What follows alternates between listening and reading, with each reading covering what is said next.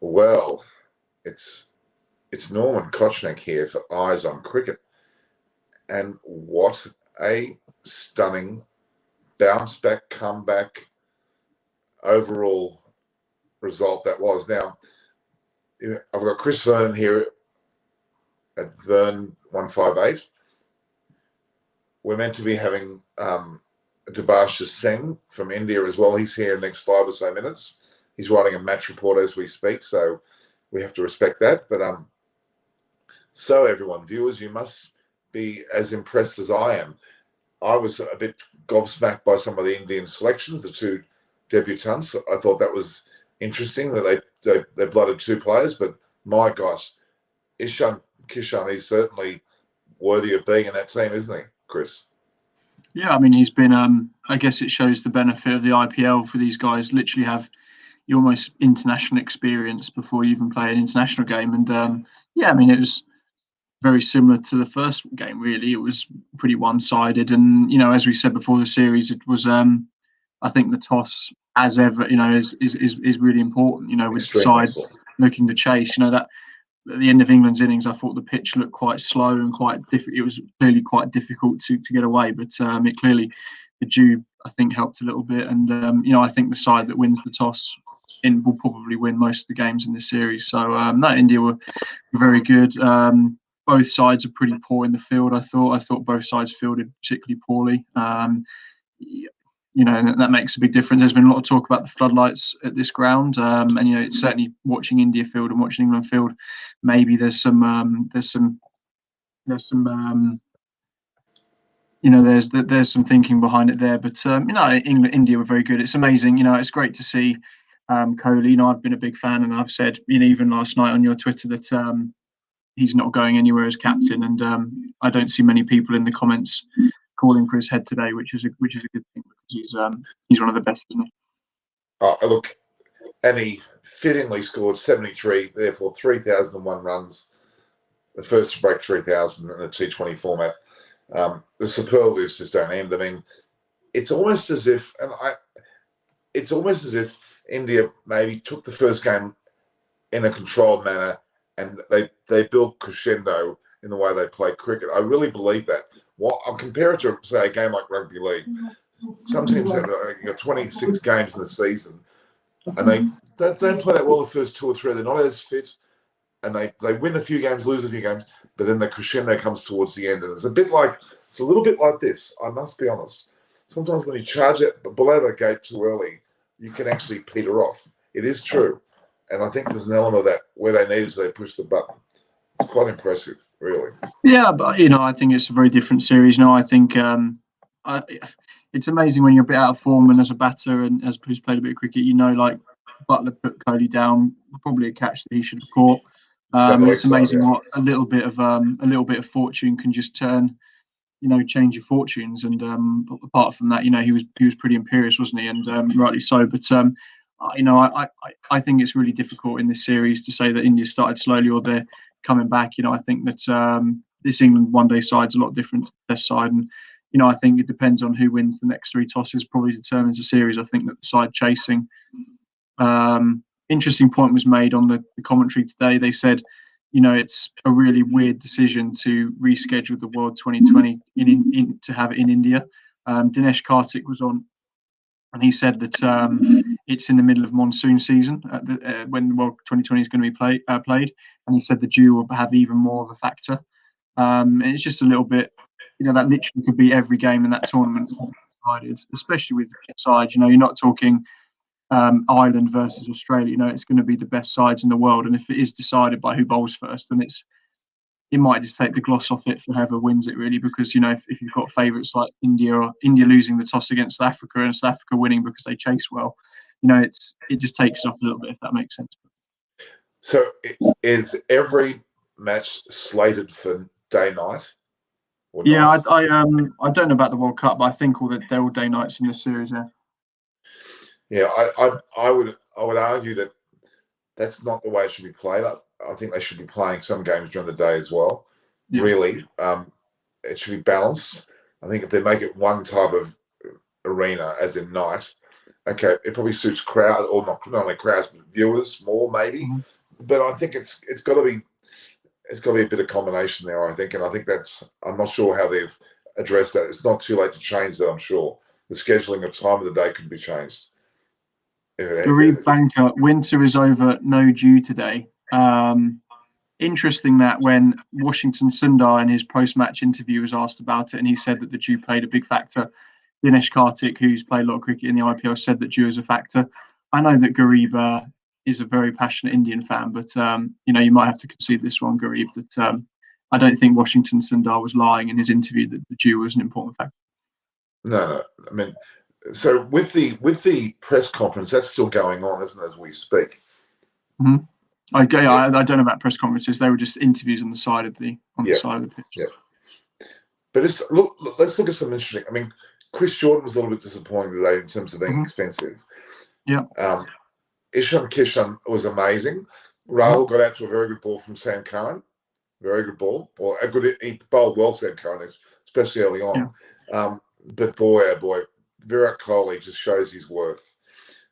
He's quality, isn't he? He's amazing. He's quality.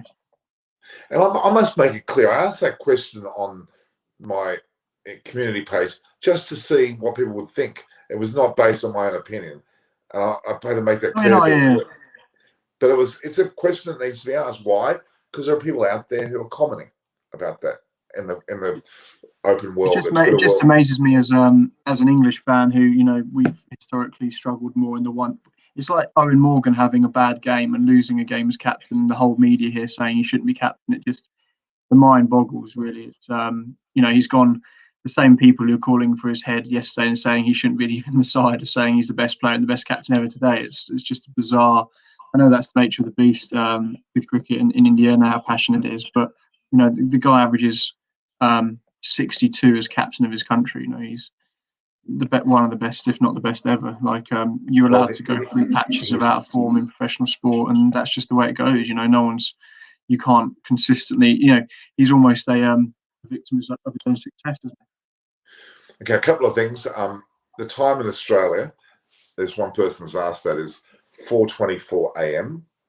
Chris is very much aware of this time frame because he was actually doing that during the Test series quite often. And I am looking a little bit tired, but I have watched the game, and that's probably. I was quite spellbound actually. I thought it was an amazing game, and Virat Kohli. I'm going to say this quite clearly: is the best T20 player that's played the game. Yeah, he's certainly in the top echelons, isn't he? I think it's the best is a difficult question to answer because it depends how you define the best. But yeah, I mean, he's certainly stats wise would say he's up there, isn't it? Certainly one of the best batters. And you have to say he is the best batter by way of stats, by way of match. The key again is that he match wins. In a game like this, he match wins. And look, even Rishabh Pant today, he was only there for 13 balls. He looked good too. I think that he came in at a good time where the game was probably done. All it needed was someone to sort of put the cherry on top. Really, I mean, Kishan and Kohli probably won the game, and Pant just came in and just put the fire nail in the coffin, really, didn't he? But he played some great shots as well. But no, Kishan, it's interesting with Kishan because he doesn't. I think I'm right. He doesn't. In the IPL, he's seen more as a 3-4-5, isn't he? And whether or not India then see him being more of a middle order player. Maybe you could chuck Kohli into open and bat, but I mean, obviously now Kishan's going to open the batting in this series. But moving forward, it's interesting if he doesn't open in the IPL side he plays in, but it opens for India. That's just quite a funny. It's just an interesting dynamic, isn't it? Well, he's a left-hander, so they're looking for a left-hand right-hand combination like Ishan Kishan, and it looks which you said wasn't a good idea, wasn't it? Yeah. So he plays for Mumbai Indians, correct? I believe so. Yeah. So that means I'm pretty sure it's Mumbai Indians. There's one that plays for Kolkata that I always get confused. It's him and. I think he plays for Mumbai Indians. Yeah. But if that is the case, I believe it is, Rohit Sharma will open with him next game. Rahul sadly got a duck. Not that he's a bad player, but Rohit Sharma was always coming in. Ishan Kishan's just playing himself into a relatively regular position in the side for the moment. Both Darwin and Rahul are in the mix, yes, and they're not going to be left out. In particular, Rahul, but I think you might find this young guy may have just burst his way onto the scene in the best way possible. So there was this discussion about Kohli's foot, if it was out of the crease or not. Quite frankly, my honest opinion, it doesn't matter because they won the game by that stage. It wouldn't have made a difference. We can dwell on that. It was very interesting because the foot looked on the line, but maybe the benefit of the doubt was given, which I have to be realistic about that. So, so Ishan Kishan, Rohan Sharma, Pandya, they're all from Sky. They're all from Mumbai Indians. That says a lot. That's pretty strong. And then you got Rishabh Pant and Iyer from Delhi Capitals. Hence my thoughts on the IPL is just there and then. As Delhi Capitals are in with a big shot, and their threat is probably Mumbai Indians if everything goes their way. They're probably the two major players, I'd say, in the IPL. I think that's been proven by the selection. Okay, now Virat Kohli, let's get back to him for a minute. There was one shot that he flicked off his hip. That was amazing. He just, when he's in form, he's just brilliant to watch, isn't he? Virat Kohli, you know, he's, as I said, I've said all along that he's just, you know, he's allowed to have dips in form, and you know, I've certainly never said that he should be rested or dropped. You know, I think it was just a ludicrous suggestion. So it's nice to see. I mean, obviously England were on the receiving end of it, but you know, something went his way a little bit. You know, the Butler put that one down leg side, and that makes all the difference. You don't give someone like that two chances, do you? So no. From a cricket point There's of a view, comment from Gareth Bankers just said that, which we haven't been able to listen to because we're talking now. Owen Morgan in the post-match interview said tonight there was no due full credit to India. So I'd say Morgan's very interesting as a captain. You know, I listened, and I would be. You listen to Sundar was said that there was fact, and I think that it's generally accepted. You know, why decide to chase so much? You know, I think that even the Indian commentators would say that chasing benefits. Owen Morgan is one of these captains that will never, ever, ever offer an excuse. It's always the other side were better than us, and we didn't perform at the best of our ability. You know, he'll never offer anything up. So, you know, I'm not saying it was key, and I think India deserved to win, but there's no doubt that every side wins the toss and bowls first. You know, that it is a factor, isn't it? So I actually thought that England posted quite a competitive total there, and you know, I think that India were just too good in the end, and Mark Wood was a big miss. You know, bruised heel. So you know, he wasn't Mark Wood was injured. No. Is it soreness or injury? There's a difference. Bruised heel. He was said he was a bruised heel. He was ruled out through injury. As small an injury as it is, I don't know, but he wasn't rotated. Yeah, I was actually very disappointed with Chris Jordan. He looked really good in the first match, and the second match he just didn't have the same oomph about him, to be honest with you. He's interesting. I guess it's the nature of the beast with any bowler that specialises in death bowling, is that in 2020 cricket everyone gets whacked. You know, it's just the way it is, isn't it? And especially, you know, he's a sort of bowler that can go for runs, and you know, today just wasn't his day. And I know they'll bounce back, I'm sure. You know, they're a very fine. You know, these, as I said before, these are the best two sides in the world comfortably in white ball cricket. So. Yeah, they're all very fine bowlers, and it just wasn't their day today. They've probably not bowled a lot of Kishan before, and you know, he just complimented Kohli brilliantly, didn't he? I'm really impressed by the selection of Ishan Kishan. It was a very bold move. Let's be honest, it was a bold move because, you know, a debut time in a match that was probably the most critical of the five T20I series. It was a very bold move. I'm very impressed with some of the selection that India are making. First one was a bit off, perhaps, in terms of the bowling, but the second one, they've come back and have actually improved their batting lineup. Axar Patel didn't work the first, and as you said earlier, I think he said that he wouldn't be the same bowler as he was in the test. And I think India were on a high by leaving him in the side, but it proved that he was gettable, or got out, so to speak. Rashid was really good in the first match. Today, he bowled okay, but he was up against it. The batting side was well and truly on top. And Ben Stokes dropped a catch, and you know, it's a lot harder. if we'll humour Gary Banker and say that if dew was a factor, then it's harder. Potentially, the later on in the evening, it can be harder to bowl for spinners. And um, people have bad games at the office. India. Everyone was saying what a bad side they were after the first game, and it was just sometimes you've got to tip your hat and say that the other side were better. They didn't panic. I didn't think there'd be too many changes in their side. I do look at that Indian bowling attack and think that they are possibly missing a bowler somewhere. I don't think you want to go in with just 5 bowlers and Hardik as your 5th bowler that has to bowl 4 overs. I think you'd want someone like a 6th option in there just in case, just to give a bit of variety, if that makes sense. I think a lot of the sides, the successful 2020 sides, have a 6th option, whether it's a part-time spinner or like England have. It's Stokes, Curran, and the 2 Currans are probably the 5th bowler. So this gives you a bit of. But I think they were worried about their batting, so they bolstered their record. They put an extra batter in there. Yeah. And for the sake of not, but I think they may change that again. Sky didn't get an opportunity to bat today, which is sad for him on your debut not to get a bat. That's a bit tough. But I think that they probably won't have him in the second match. Next match, I should say. Yeah, and they've got some great bowling to come back, and that's going to be a very different side in the World Cup. With Bumrah, and I guess it'll be Shami or Natarajan. I guess just depends how they want to go about it.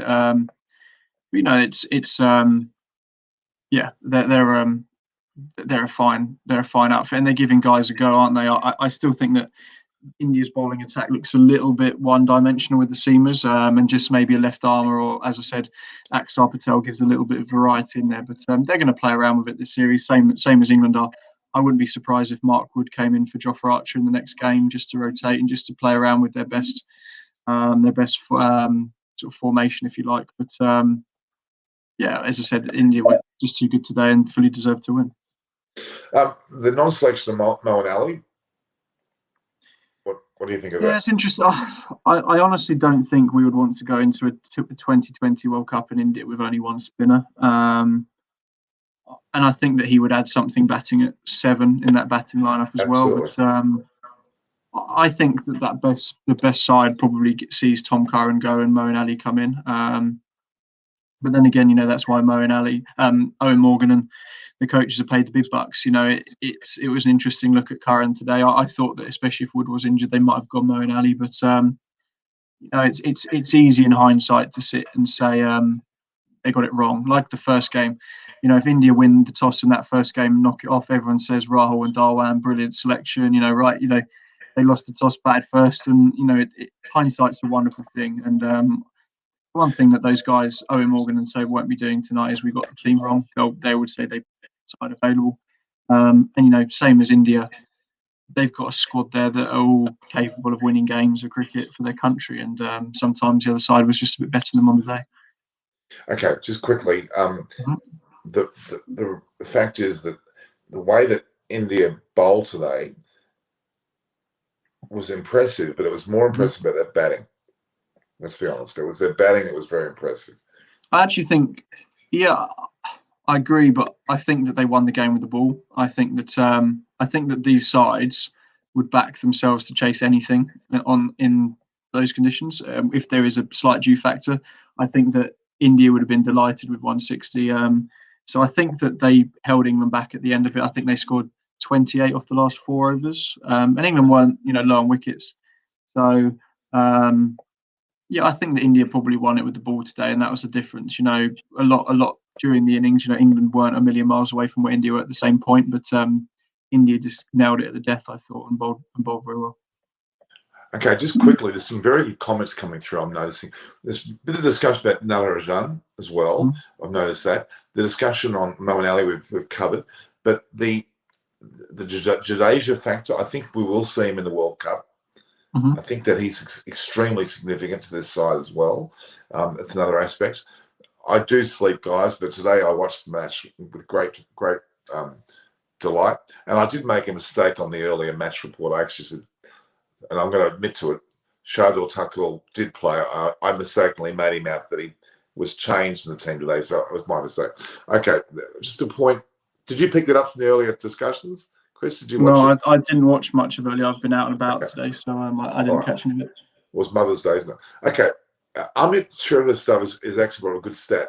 He's told about the makeup of IPL players in the team. There were 3 Mumbai Indians, 3 Bangalore, 2 Delhi, 2 Punjab, 1 Chennai, Hyderabad, and no Kolkata. So that's interesting. You'll probably see that bolstered to probably 4 Mumbai, potentially. But Bangalore's there, but I'd say that Delhi, it's almost telling you the IPL selections where the IPL are at. And I think Delhi, I'm still convinced Delhi Capitals will give this year a very good shake. It's a bit of an aside, but I think we're very relevant. Okay. A lot of superlatives here. This series is now, and I think Owen Morgan will be going to the dressing room saying, we've got a 3 T20 international series starting today, which is a very good way of doing it because it adds that edge to the last 3 games even more. The reality is that this is a brilliant series. This is going to be extremely interesting. We predicted 3-2 either way, didn't we? Yeah. At the beginning, and I believe that's what's going to happen. Yeah, we may see an England victory followed by an Indian victory. That's what I'm actually predicting, something like, and again, toss related. Absolutely, yeah. It'll be very much toss related. You'll probably see a 2-all status as long as the tosses go evenly. And that last match, I'm not going to be able to get any sleep here, guys. What is this? This is ridiculous. And you need your beauty sleep as well. Yeah. Anyway, so look. I haven't been more interested in this cricket than I could ever imagine. These 2 countries are the number 1 and 2 in the world. Okay.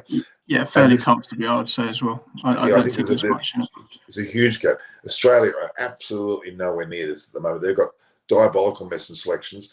New Zealand, admirable, but that's it. Okay, we don't know the West Indies and Pakistan could fluke on the day or could turn up on the day. But at this point in time, these 2 teams are streets ahead in this format. The ODI, it's pretty close to the same. They're the best 2 as well, I would say. But yeah, very, very similar. You know, there's not a lot in it. Let's make a point of Virat Kohli from it. I'm talking about being the best T20 player in the world. He is definitely the best ODI player going around, no doubt. You see his stats when he's chasing a score. In one-day cricket, he averages 97 with the bat when chasing a score, and in 2020 internationals, he averages 108 when chasing a score. So it's incredible, really. Well, that's the key to the best player in the world is a match winner. Okay, because chasing a score is your match winning. He's quite phenomenal, but he has. Let's be honest, he has been in form all the way along. He just has been getting out. If that makes any sense. If he's given an opportunity to bat beyond a few overs, he shows up his ability. Every net practice I've seen him play, he's been brilliant. He's been absolutely outstanding. Okay, there's some great comments though. We've got some very insightful comments. Bumrah in for Sundar and Jadeja. That's probably I think that's probably the best way to look at it. I think Bhuvi, as they call him, Thakur. This is actually a pretty good bowling lineup. Bhuvi, Bumrah, Thakur, Sundar, and Jadeja. That's what they go with. I think that's a pretty good perspective of their bowling attack for the whole, the whole World Cup series. But they've got plenty of backups as well. Chris should not be here. No, he should be here, big time. We need to rotate people. We can't have a Pretty and a Panda every single report, nor can we have Chris to everyone. It's a combination of things we need. And I think it was important for Chris to be here today because Chris, somebody wanted to see you. You actually are glowing today. You're not so dark. You're not sitting. Well, it's just because I'm just happy to come on and see Amit's, glowing, happy, smiley face, talking about, being in the comments. It's always a pleasure to see him. So, he's, I think he said something about that Jason Roy just knows how to hit over the wicket, which I think is slightly, a slight harsh on Jason Roy. I think he's a pretty decent all-round cricketer, to be fair to him. He won a World Cup and everything. So that's the way it goes in T20 cricket, though. I think that it's a shame that it turns slightly into baseball a little bit at the time. You could certainly say that there's some Indian batsmen that just have one shot as well, and that's the way the game is. It's stand, have a good solid base, and just hit through the line of the ball. So, I think Jason Roy's. I'm glad from an English perspective he's found some form. That was important. We said that at the start of the series that his form could come down to how England's form or fortunes could come down to how well Jason Roy goes. So, he's had a couple of good knocks. He probably have been slightly disappointed he didn't go on with it. But well, he certainly started well. Started well. People asking what you're drinking. It's just like apple blackcurrant lemonade. There's nothing too fancy, I'm afraid. Sorry about that. I'll get on the hard stuff next time. Not a Bloody Mary, is it? No, it would never be a Bloody Mary. Okay, now there's some great comments. This is certainly, and Josna Gupta. No, he's not having a Guinness. It would be darker than that if it was a Guinness. Okay, yeah, I'm not a Guinness fan. There are so many aspects of this game that are intriguing to me, and I think we're about to be joined by Debash, which is great. Oh, Debash has seen us here. Do you only come on when India win? Is this what I'm picking up? That's what it seems to be. It's getting there's a theme here. There is a theme. Good thing they win a lot. We wouldn't ever see them otherwise. Again, congratulations to your football side as well. I hear. Is it the Mumbai FC? Did I see that they won the Indian Football League? Was that right? Yeah, Indian Super League. Yeah, See, it's all Mumbai all the way. It's all Mumbai all the Mumbai winning the Vijay Hazare Trophy today. So, and they are also the reigning IPL champions, Mumbai Indians. So, it's basically all the sporting. They are now the sporting hub in the country. But hang on a minute, Debash, aren't you being loyal to your Kolkata? Pardon? Aren't you being loyal to teams from Kolkata? No. I'm shocked. Okay, Debash, what's your take on Kohli? Wasn't that magnificent? And Ishan Kishan. Today. Let's talk about Ishan Kishan. What a debut! Magnificent.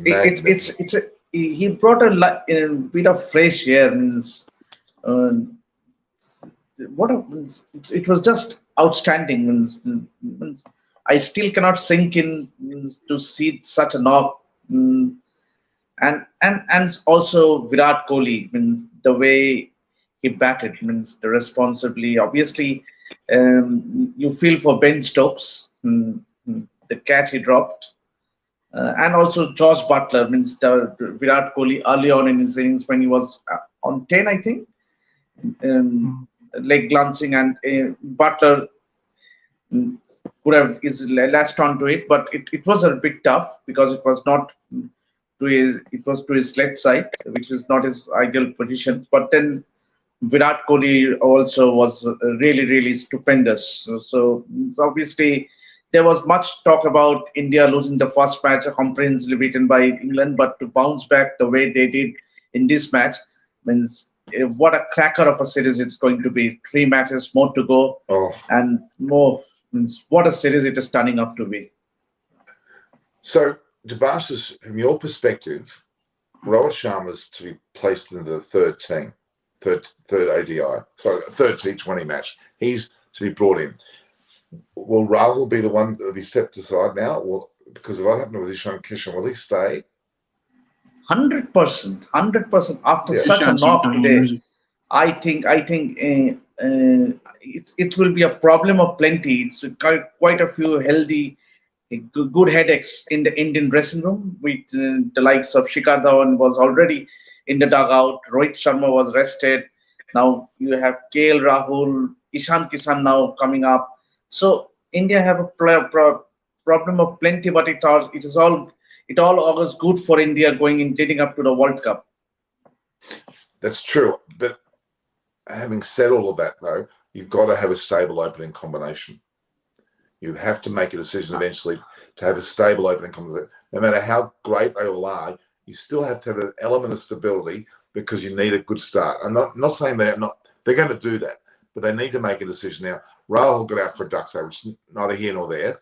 But obviously, Rohit Sharma is your number one opener, without a doubt. And obviously, the fact that he he has been rested for this 2 tests, for this 2 T20s, as was said by Virat Kohli. But then Rohit Sharma is your now go-to man, is your go-to opener in this T20 side or across the formats, be it one day test or T20 for India. He's your go-to opener. So with now Ishan making a stupendous debut like the one he did today, I think he will be tried out for the next few matches. Obviously, you have in the wings, sweating in the wings, the guys like KL Rahul and Shikhar Dhawan. But I think obviously Virat did mention that Shikhar Dhawan is your third opener. So I think now for the next few matches, you can see Virat and Rohit and Ishan Kishan opening the batting. Obviously, KL Rahul might come to the equation as well, or he might bat at number 4. It's amazing. So Ishan Kishan is actually a Mumbai Indian, correct? Mumbai Indians, yes, absolutely. So does he open with Rohit in the No. Well, Quinton de Kock and Rohit Sharma opens the batting for Mumbai Indians. So are you suggesting you're going to have Quinton de Kock come across from South Africa to be an Indian now? No. Sorry. It's just interesting. I've seen a lot of people on Twitter and social media say that they see Ishan Kishan as sort of someone who can inject life at 3, 4, 5. I don't see Mumbai Indians opening with him. You know, Quinton de Kock and Rohit Sharma have proved themselves to be pretty much consistent. I'm not saying on their day the best, but consistently one of the best opening combinations for a long time in the IPL, and I don't see that changing. So it's interesting that I personally can't see how you can't play KL Rahul. I think he's, you know, and it's interesting, Debash, as we were saying the other day, that when you're talking about Rohit Sharma, you know, I think I'm pretty much right in saying that Dhawan and Rahul have had comfortably better IPLs than him last couple of years. You know, certainly last year they outscored him considerably. So they've got quite a difficult thing with the Indian selectors, because if you're going on stats and form, you know, it's Rahul all day long, isn't it? And Dhawan is rightly in the mix as well. So I honestly think that they'll stick with Rahul. I don't know next game what they'll do, but I think that Kohli really likes him, and you know, in terms of form in the IPL, he's one of the best players in that competition. So I think they'll want to stick with him. What do you think, Debash? Is he gone? Is he frozen? I think he's frozen. You've shocked him. Is he back? Did you hear that, Debash? Yeah. Did you? No, I couldn't. I could. Okay, I just said that it's interesting. The last couple of IPLs, you know, KL Rahul and Shikhar Dhawan have probably had better competitions than Rohit Sharma. And I really think that they'll want to stick with Rahul, because I think that he's consistently proven, especially in Indian conditions, you know, in the IPL, that he's one of the best in the business. I really don't see them wanting to just get rid of him after 1 or 2 games. You know, it's the nature of the beast in 2020 cricket. You do get out in the first over, you do get out cheaply, but you know, consistency-wise, I think he has to be a pick. Obviously, Rahul. Yeah, I totally agree with you. Rahul definitely will be tried in the next few matches. And the fact that he has done really well in the IPL last season, and he was the captain of Kings 11 Punjab as well. And so I think KL Rahul definitely is an option. But with Ishan making such a debut, means it all means it's a fight for that spot. Means that second opener spot now. And India, I think India plays another 3 more matches, 6 matches before they play their first match in the T20 World Cup. So 6 more matches to try different combinations, and you have the IPL to assess how this batsman, how their form is. So I think it augurs well for India. All I can say. You're saying 6 more matches, so the matches that they're currently involved with, and then there's another series they're going to play, are they? Yeah, I think they are playing another 3 more matches against England, and I think Sri Lanka they're playing a T20 series. Yeah, if I'm not wrong, I think they are playing. They are playing 3 T20 matches against Sri Lanka, but then obviously there you will see more and more the second string players going and playing that series. I think that top players will be rested for the series. So, but basically, you have 3 matches where to try these combinations, because England, being the opponent they are, such a strong side. So you because if you can try these players out and if they can fare well, so I think half of the experimentations is done. I think my prediction for the Indian batting lineup here you go, Norman, you can write this down. I think in the World Cup first game, injury pending, I think India's batting lineup will look something like Rohit and KL Rahul, Kohli 3, Ishan Kishan 4, Rishabh Pant 5, Hardik Pandya 6, something like that. They might get Shirazia in at 5 and have Pant, Ia and Hardik in there, but I think that Ishan might end up at 4 and they'll open with the experience and go with Rahul and Rohit. No, I would say it would be, if Ishan is not opening, then I think Surya Kumar Yadav, it will be will be a big favorite, because with the experience he brings into the side.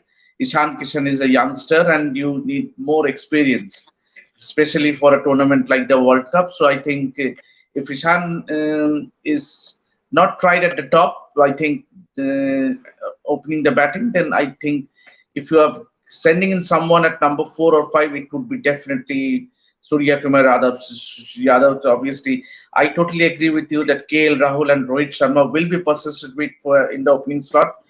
Come the World Cup, T20 World Cup. Then number 3, you have Virat Kohli. Number 4, again it will be between Surya Kumar Yadav and Ishan Kishan. Number 5, Rishabh Pant. Number 6, Hardik Pandya.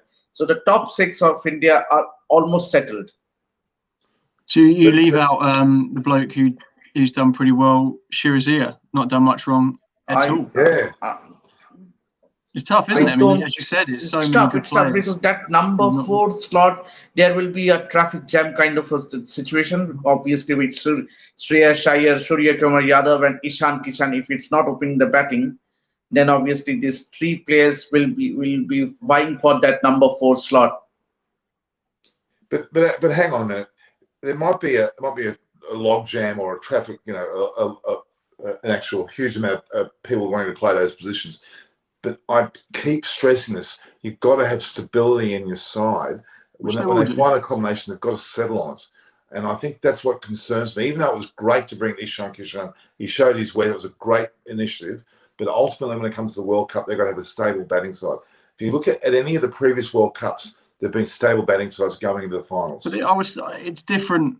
I don't think it's not stable because they know that Rohit Sharma will be opening. I think when you say not stable is like we have no clue who's going to be opening, whereas they know exactly what their batting lineup will probably be. They're just trying out different things. So it's not, it's not stable. It's just Yeah, but I'm hoping the word stable there means you've got a lineup it's known. It won't change around too much. It's not that they're having problems finding someone.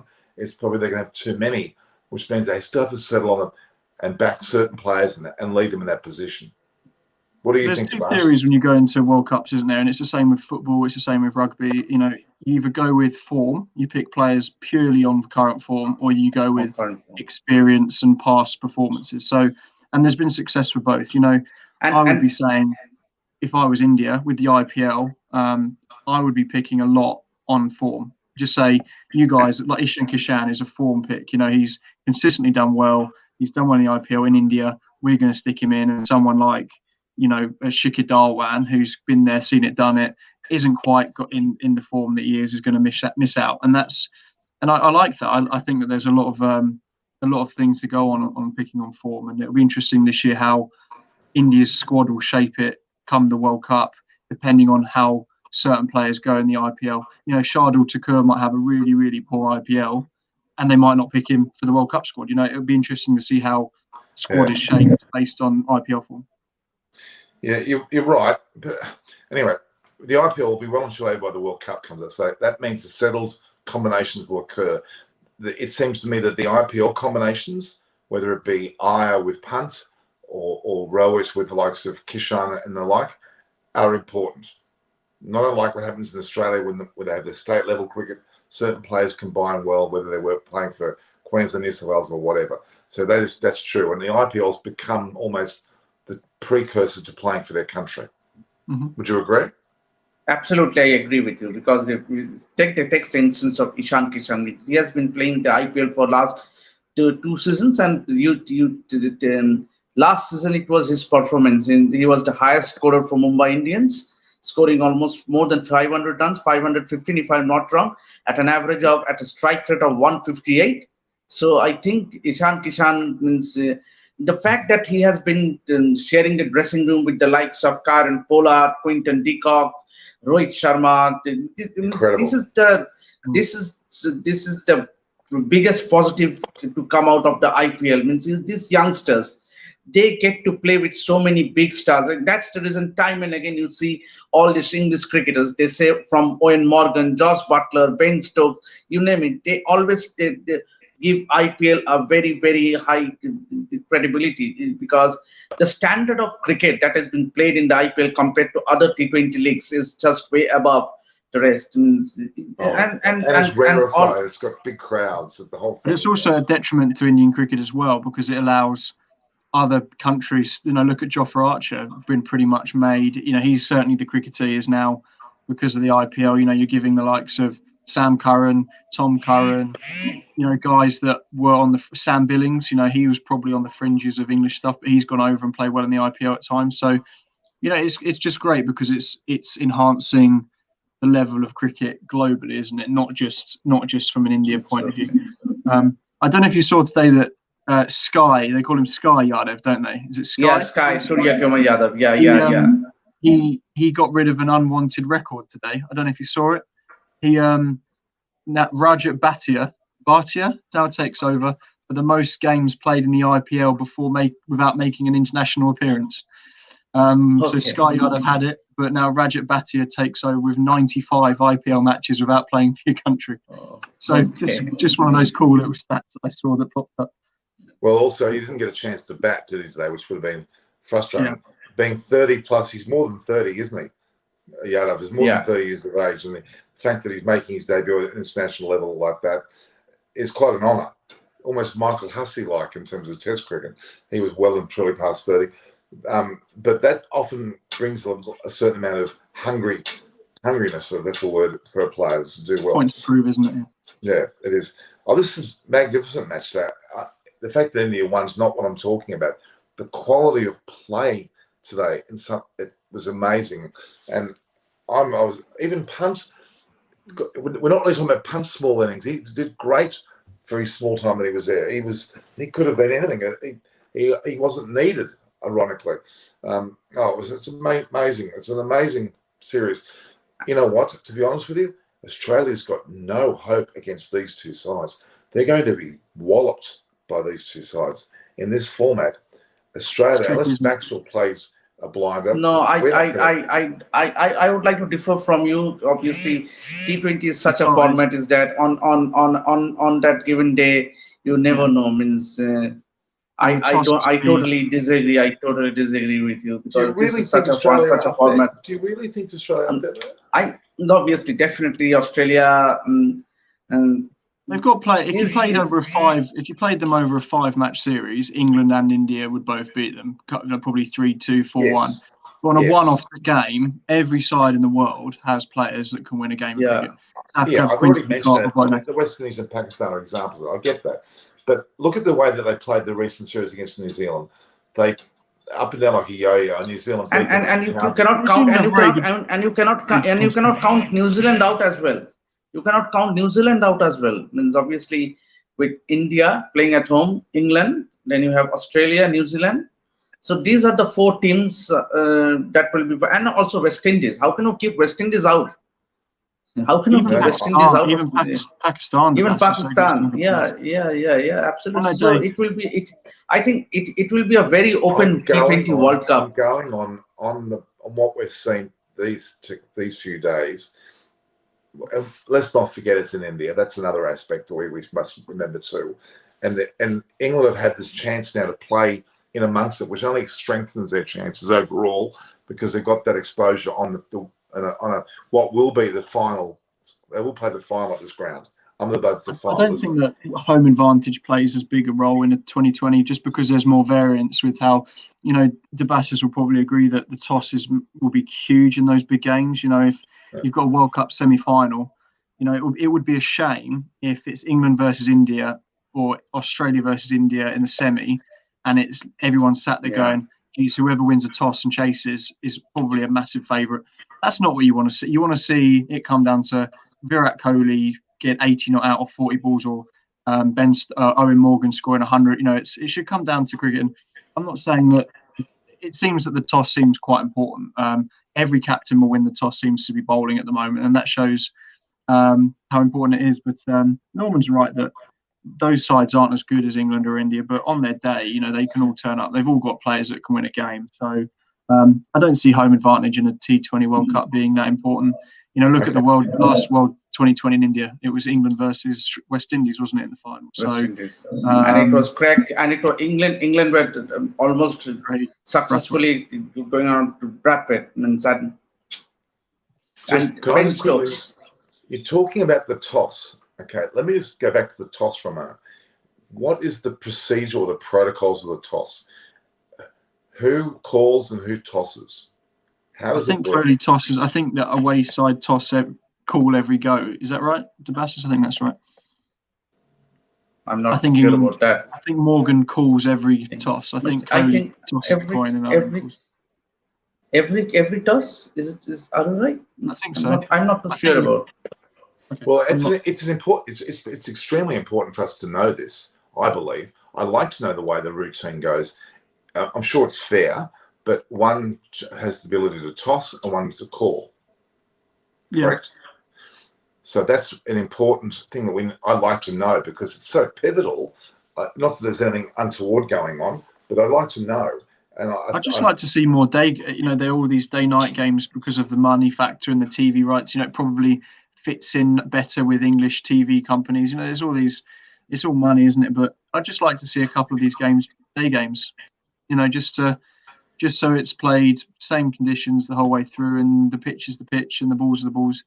And I like day-night cricket. Don't get me wrong, but 5-match series have 3 day games and 2 day night games. Why do all 5 have to be day-night games? If that makes sense. Yeah.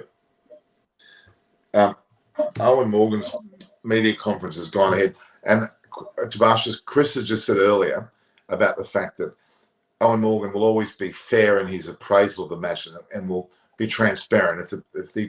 We'll go through what you said, Chris, about Owen Morgan's press conference. Have we lost Debash? He's not moving. No, he's here. He's just frozen. Okay. Can you hear? I don't know if you can hear me. That's all. Debash, can you hear us? Continue on. He'll hear us. Well, I could still actually looks like he's paying attention to us, but we'll wait till he comes back and we'll talk about that. But okay, all right. No, I just I just think as a cricket fan, it's just a great series. 2 sides at the peak of their powers and are showing it. The day games would be great just to add something different, But as I said, it's all about the cash side of things, and it's all about the TV rights and the crowds, isn't it? So it is what it is. But there we go. No, but yeah, and I guess again, it's a situation like the pitch that both sides are under the same conditions, so there's no unfair nature to it. Well, that's but if what we're saying, and if what we say with the toss and the due factor, what we're saying is that it's not under the same conditions because the pitch it significantly improves for batting when you chase. That's the whole due factor point. And England showed that in the first game, and India showed it today. So at least the day game that doesn't come into it, and it'd just be good to see something slightly different. But if the due is a factor, then statistics would tell you that it does massively impact the conditions. I didn't want to talk about the pitch, but it held up recently. Fine. It's not the pitch. It's how the dew just flattens it, makes it quicker, zips on. As an aside, I just wanted to mention the pitch. I think it's been holding up pretty well. I mean, it should do. It's 2020. It's a brand new wicket in a 20 over game. You'd be slightly worried if they can't stick a wicket out that's pretty good. If that makes sense, I'd be worried. It's with the women's game, just for a moment. South Africa has won that series, even though there's still a match to go. South Africa batted out of their skin. They looked incredibly dominant. It's a pity South African women don't bat that way more often, because they batted with great solidity throughout the whole innings rather than just one or two going. And they really showed up India. And India, you would argue, are ranked higher than South Africa, but at the moment, South Africa gave them a nice old,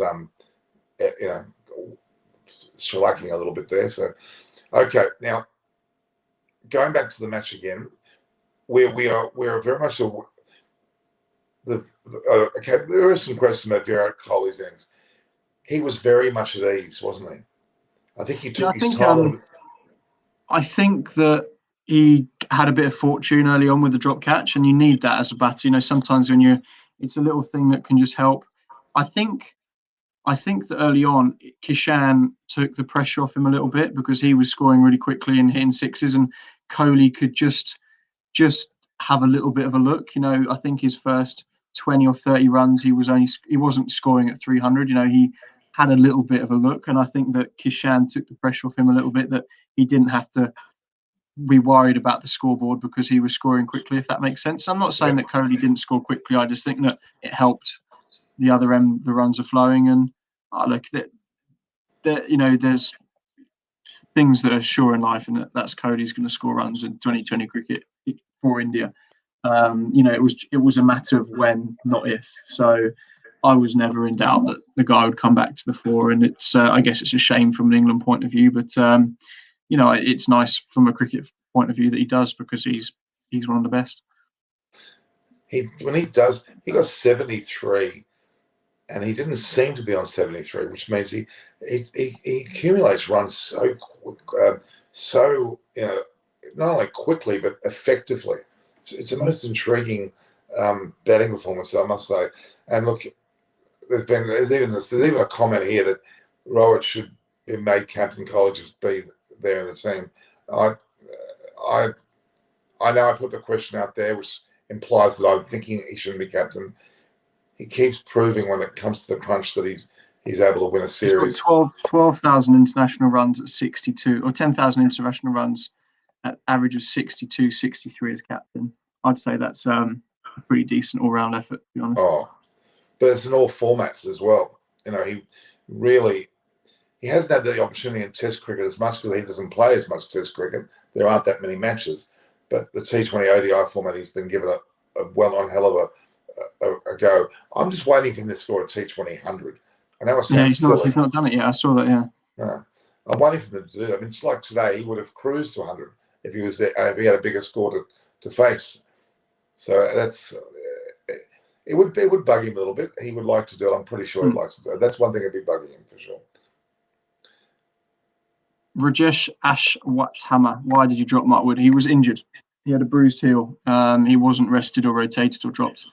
He was left out because of injury.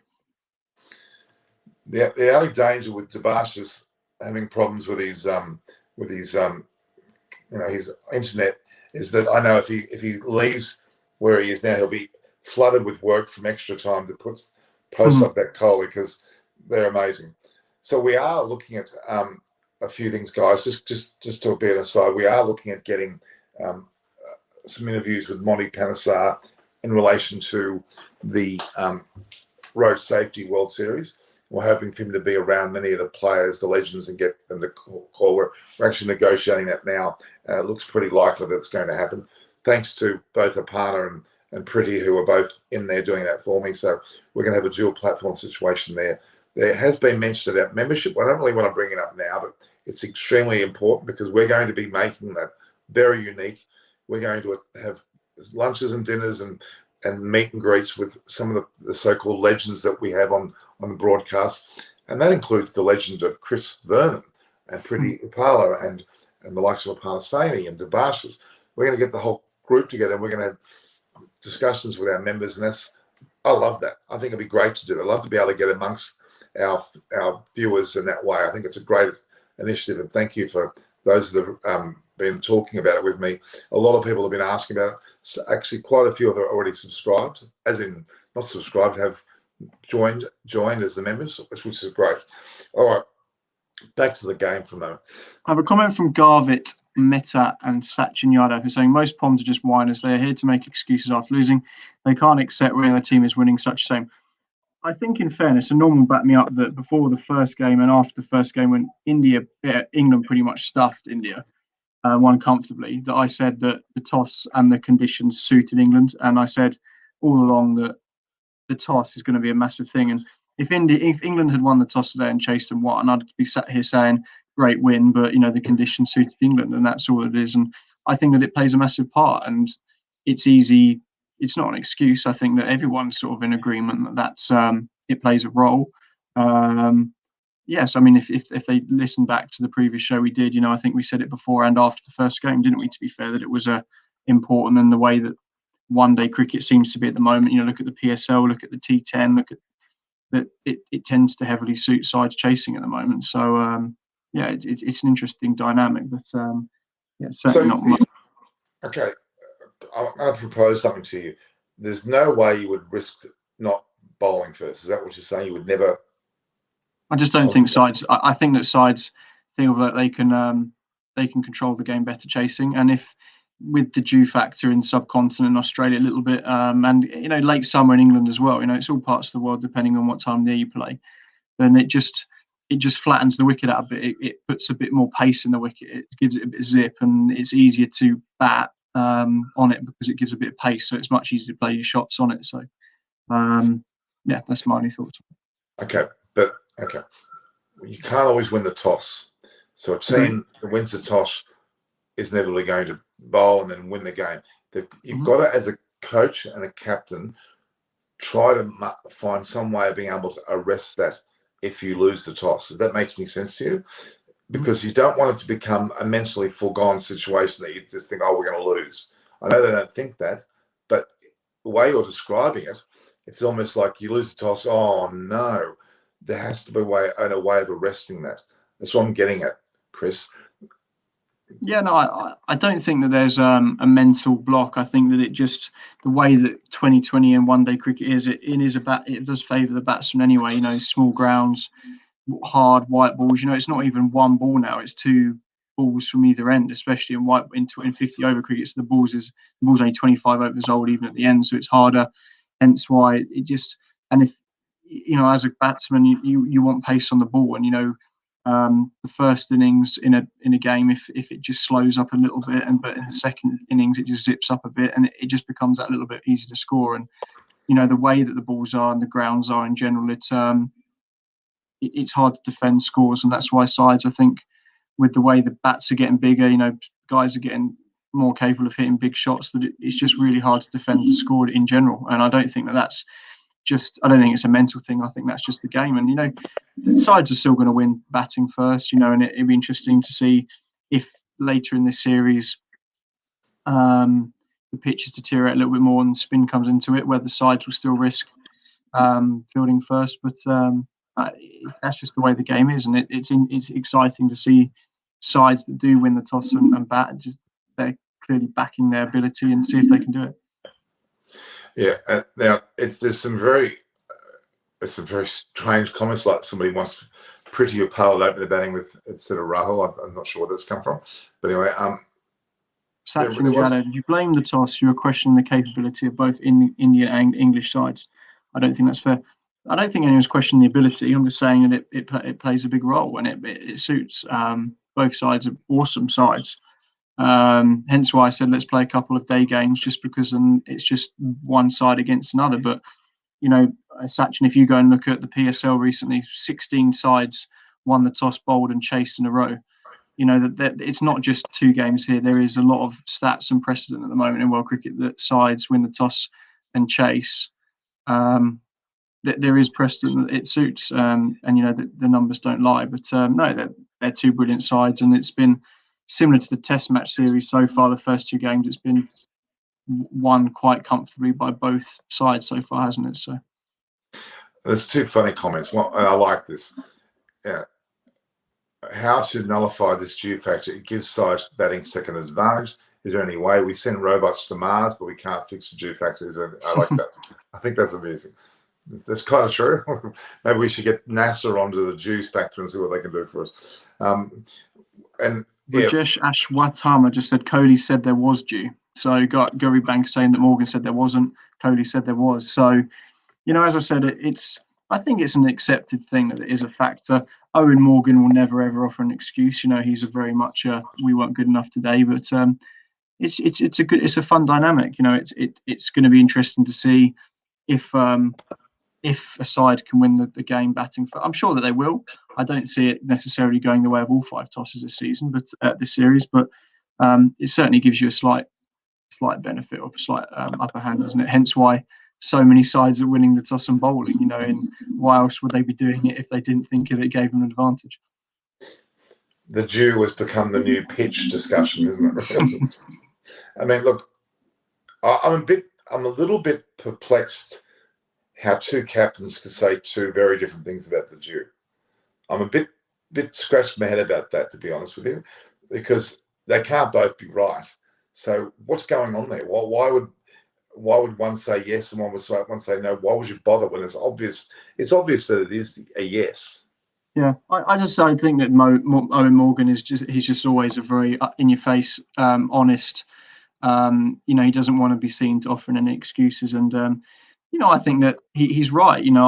You've got to give credit to India today; they're brilliant, and that they showed after the first game. I sat here and said that India are comfortably a brilliant side, and they'll bounce back, and they showed today how good they were, and it's just a great series because they're, in my opinion, comfortably the 2 best sides in the world in white ball cricket, going head to head in a great series, and India were by far the best side today, as England were in the first game. And it's just that's how it is, really. I don't think that India just outperformed England today, especially the ball, I think. But it does make a second innings look easier, doesn't it, when you actually control a team and they get a relatively low score. The mental strength of that situation tends to favour the batter. I mean, they tend to be more relaxed. They take their time.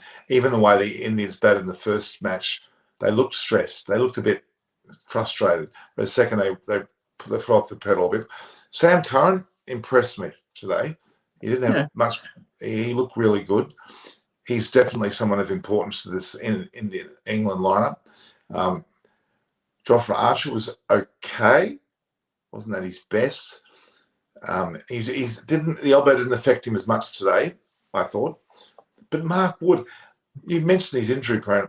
Aren't you frustrated to see him after one game out I think again? it would just be a precaution. I'll be amazed if he's not back for the next game. They come pretty thick and fast at the moment. He's got a very strenuous bowling action, and you know what it's like with bowlers. If he's running in thinking this is going to hurt when I land, if it's his landing heel, then that's going to affect his performance. They've got guys there, Moeen Ali, Tom Curran, that are more than good enough to step up and play. I think that Tom Curran and that side today is probably a weakness, just because I don't think he's quite as good as other players that we've got, and I think that India targeted him today a little bit. Mark Wood will be back for the next game, I'm sure, and we'll see. We'll go back to the pace and bounce that was so effective in the first game. So between Sam and Tom for a moment, Sam's the first person picked out of the 2. Is that what you say? But Sam is a left armer, offers a bit more swing, is probably a slightly better bat as well. Tom is a bit more of a death specialist. I see Tom Curran sort of more in that Chris Jordan role, can bowl at the death quite well. But Sam Curran gets the nod, just adds a bit more to the batting, and is a left armer, similar to Natarajan for India. It's a bit of a luxury if you've got a high quality left arm seamer, just for variation in your side. Okay.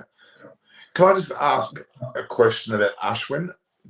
He doesn't play T20s, correct? I think that he does. I think that he's certainly available. I saw a press conference where Kohli was asked about him and Sundar, and I think that Kohli said, Sundar's not done anything wrong and he's the man in the possession at the moment. But Ashwin will play in the IPL. I think that England have done quite clever in the last few years that if you want to extend guys' careers in Test cricket, then he doesn't have to play white ball cricket as much. And I know he's a spinner, so it is different. But I think that they might take a view of Ashwin that if you want him to play for another 3 or 4 years in the Test arena, that maybe missing out on the one day and the 2020 stuff might just keep him fresh and keep him, taking wickets in Test cricket. Other than a World Cup. Yeah, I don't know if he'll play in the T20 World Cup. He might come in for the white ball stuff. I don't know whether he'll play in the white ball stuff. You've got Washington Sundar, you've got Axar Patel, you've got Ravi Jadeja, you've got Kuldeep, like in the one day stuff. So, they've got a lot of options, haven't they? So let's just quickly look at let's just imagine if Jadeja was in today's side, what difference would he have made to this team? Well, it's impossible to say. It's who knows. He might have got. Why is it impossible to say? He would have been. His feeling is one thing. My gosh, he can turn a match on a feeling in dismissal. So that's one. He bowls very tightly in this format as well, and can hit runs. So look, I think his feeling would have been the crucial side. England were the ones that fielded rather not poorly, but their catches when matches scenario was a bit disappointing. I think I might be wrong, but if you look at stats of spinners who have done the best, they tend, and I'm not saying as a rule, but they tend to be wrist spinners, just because I think in 2020 cricket, someone like Jadeja or Axar Patel, they can tie an end down, but they typically are easy to get hold of because there's less mystery than look at the guys in the IPL who take the wickets. They generally tend to be your leg spinners or your Chinamans. You've got Rashid Khan, you've got Chalal, you've got Deepak Chahar, not Deepak Chahar, the other one, the leg spinner one. Kuldeep Yadav. Often they're guys that are the wrist spinners just because there's a bit more mystery there. So Jadeja's brilliant, but I think that he's possibly a better one-day bowler than 2020 bowler. I've seen games for Chennai. I think he plays for Chennai, Jadeja, where he hasn't bowled or he hasn't quite been as effective. So I think that sometimes in 2020 cricket, when sides are just literally trying to whack you all the time, that the finger spinners can be affected a little bit more than that. So, but Chahal didn't bowl badly. He bowled quite well. No, he's always steady, isn't he? He's always, I think he's India's leading wicket taker in 2020, leading spinner in 2020 internationals. So he would say he shouldn't be playing, but Shardul Thakur, he when he gets a bit of movement and a bit of give on the pitch. Sundar, then Kumar, we can see why he keeps coming back into the side. Yeah, he tends to be very successful. So Bumrah's got to come back in, I would assume. Shami, Natarajan, Jadeja, Axar. I think that they might go back to Axar just to bowl at Jason Roy. Have a spinner turning it away from the bat. I think that's really important. But Sundar didn't do himself any harm today either. I thought he bowled pretty well. So they've got a lot of good. Same as England. These sides have got a lot of talent, and it's just finding the combination that it's not even finding your best side in general. It's finding a combination that works for a World Cup. It's finding a side that is in form and clicks for. You only have to find a side really that clicks for a 2-3 week period, and you won a World Cup. That's all you have to do, and that's what these sides are desperately trying to work out at the moment: is what combination of 11 blokes can we put on this field that's going to win us a World Cup. Oh, it just shows the significance of an IPL to me. The IPL is now virtually the centerpiece of form, and we do have a chance for Australians, English, South Africans, whatever, to actually play in that, which levels it somewhat. It helps a bit. It's a massive thing for guys like Riley Meredith, for Jai Richardson. Josh Felipe for Australia, guys that haven't played a lot of international cricket. If they go and those three guys you just mentioned are the future Australian cricket. They have to be. But especially as the World Cup, the World 2020 is in India as well. These guys are going to go and play 15, 16 games potentially in Indian conditions, and you can't get much more form based than that. I know it's a few months apart, but a lot of sides, World Cup squads, there'll have to be some surprises in it potentially because they'll pick guys that have done well in the IPL. So on that basis, some of the Australians that have decided to opt out of the IPL could be ruining that decision because they especially in a year when there's a World Cup in the same country, that makes it IPL, forgetting the money, being a great leveler and being able to be exposed to a whole range of bowlers. Mark Wood did the same. Mark Wood opted out of the IPL to keep himself fresh. and fit, and to be mentally happy to go and play for England. So I get why guys are doing it, but it's going to be Australia not playing it. Australia not playing during that winter period. Yeah. I'm talking about Australia specifically. The Australians are not playing. Well, they missed out on the South African tour. They played their Shield cricket. They had a very lame series against New Zealand, I would argue. They probably need to be in the IPL, not for the money, but for the exposure for this World Cup. Maybe they just don't want to go to, India compared to England or Australia is very different, like home conditions wise. Home comforts aren't there. Maybe they just don't want to go and be in a bubble for 6 weeks. Maybe they feel that mentally, happiness wise, they just don't want to do it, and it's not worth the money in terms of being happy and being, it's tough. These bubbles are pretty tough. So maybe they've just thought we just don't want to do it. We want to spend a winter at home, have 3 or 4 months off of our family, live a normal life for a few months in Australia, and then tackle the World Cup next year when it comes. Just quickly, Topley, what's the story with Topley? I don't know much. Left arm seamer, medium pacer, not quick, but has some good slow ball death options. Rajesh asked that question. I don't think he'll play much unless they want to have a look, because I think Curran offers more in Indian conditions there, and he's a bit of a bunny with the bat. Topley, he can't bat, so I don't think that we'll see him in this series. But good experience for him, and he's capable of being a good bowler in that format anyway. So we might see him. I don't think necessarily. Maybe for Curran or Jordan if they rotate round in the last game, but we'll just have to wait and see. Two questions which come to bear: Ben Stokes and Hardik Pandya. Mm-hmm. They're more of your traditional all-rounders, okay? Yeah, aren't they? They're not the spinning all-rounders. That's not their option. There's comment about Ben Stokes not playing well in India, which I find hard to believe because he's played well on a number of occasions already this season, whether it be tests or whatever. And Hardik Pandya is coming back from injury, so they're both going to be crucial players in the World Cup, regardless of what we're hearing, especially if it's monsoonal, because it'll be a lot more, you would argue, more give in the air in the monsoonal sort of conditions. I think it's going to be interesting. They're going to play a bit. They're not appearing as prominent now. Hardik Pandya, as well as Stokes, can win matches as well. And in fact, Hardik Pandya today, you could see evidence that he's getting back to what he's all about. He was quite free in his action, didn't he? He looked quite with it, and he didn't seem to have any problems. So I would argue that they're going to play a more significant role. They may be laying low a little bit now, but they're going to be very significant too, especially depending on the conditions. Because not all the games we played at Ahmedabad, of course, will be played in several other locations, and there will be different styles of pitches, you would argue, in some cases. And it'll be more ICC formatted. The ICC will have a bit of influence on the matches, I think. So it'll be interesting. Liam Plunkett. Why would they mention Liam Plunkett? He's still around, but what's his story? Retired. He retired after the World Cup. He's mid to late 30s, and he was brilliant, to be fair, in the one-day side, but didn't play a lot of 2020 stuff. Let's face it, Ben Stokes. I know that people are saying he's not as good at India, but how many players are as good in India? He's been pretty good in the IPL. He played a massive role in England's 2020 when we got to the final 4 years ago, whenever it was. So I don't think we need to be talking about Ben Stokes. He's completely and utterly undroppable. He's almost first name on that team sheet.